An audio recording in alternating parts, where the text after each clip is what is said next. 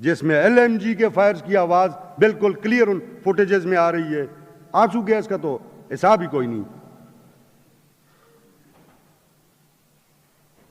یہ ایک لمحہ فکریہ ہے.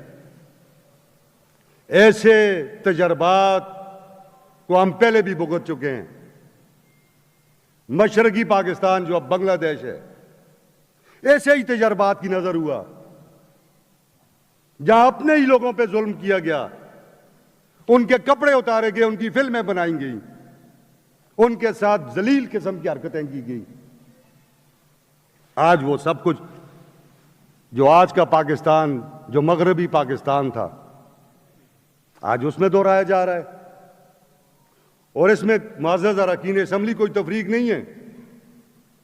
میں پہلے بھی اس چیئر سے یہ بات کر چکا ہوں کہ اس پاکستان میں کوئی ایسی سیاسی قوت نہیں رہ گئی جسے ٹیسٹ نہ کیا گیا ہو، جس کو ٹارچر نہ کیا گیا ہو، جس کے اوپر فسطائیت کا زور نہ چلایا گیا ہو، جس کے لیڈروں کو، جس کے سربراہان کو شہید نہ کیا گیا ہو.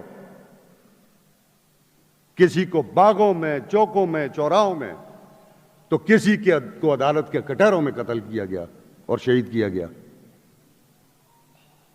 میں بڑے بوجھل دل سے یہ کہتا ہوں کہ یہ کب تک چلے گا؟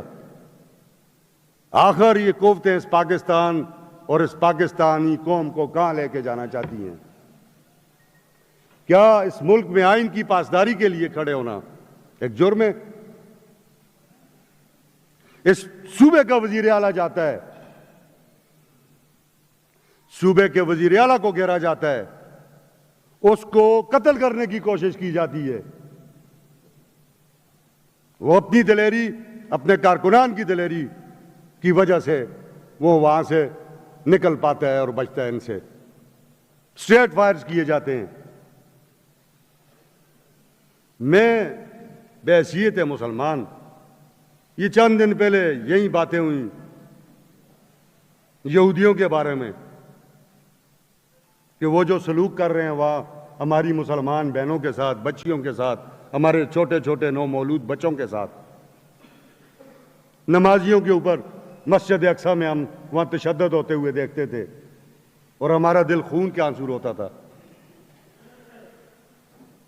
کیا اس پاکستان کے اندر یہ سہیل آفریدی، یہ آپ ذرا تصویر کو اوپر کریں، یہ اسی شہید کی تصویر ہے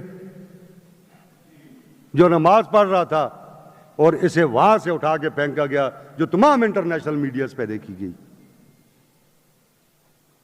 کیا میسج ہے یہ؟ کیا آج وہ وقت ہے کہ اس قوم کو جبر کے ساتھ دبایا جا سکے؟ قطعاً نہیں. ظلم پھر ظلم ہے، بڑھتا ہے تو پھر مٹ جاتا ہے. میں یہ اس لیے یہ غیر معمولی اجلاس بلایا تھا کہ معزز اراکین اسمبلی جو اس مارچ میں شریک تھے، وہ بھی اپنا جو تجربہ ہے وہ آپ کے سامنے رکھ سکیں، اس صوبے کی عوام کے سامنے رکھ سکیں، اور جو آپ لوگ جو مختلف سیاسی قوتوں کے نمائندگان ہیں اور اس خیبر پختونخوا کی پبلک کے نمائندگان ہیں، آپ بھی اپنے خیالات اس فلور کے اوپر رکھ سکیں. اس ملک کے اندر آئین موجود ہے، متفقہ آئین، ادارے اسے ماننے کے لیے تیار نہیں. یہ ڈیبیٹ کرنے کی باتیں ہیں. کل انشاءاللہ تعالی ہم اس پہ تفصیلی گفتگو بھی کریں گے، ایک دوسرے کی باتیں سنیں گے بھی، اپنی باتیں ایک دوسرے کے سامنے رکھیں گے بھی، اور اس صوبے کے عوام کے سامنے بھی رکھیں گے. میں جناب ڈاکٹر، چونکہ یہ بہت بڑا سانحہ تھا،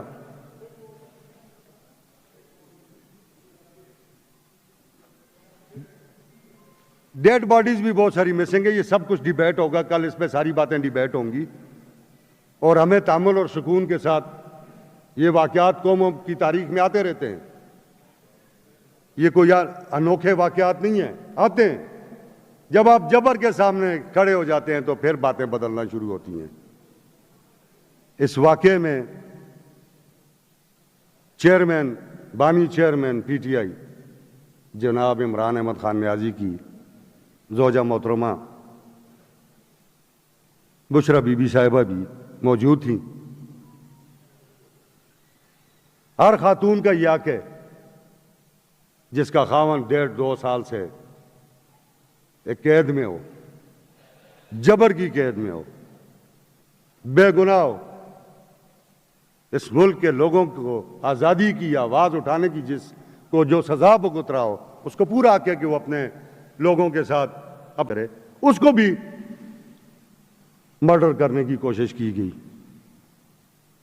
یہ تو اللہ رب العزت ہے جس نے ان کو بھی بچایا اور بے شمار لوگوں کو محفوظ رکھا۔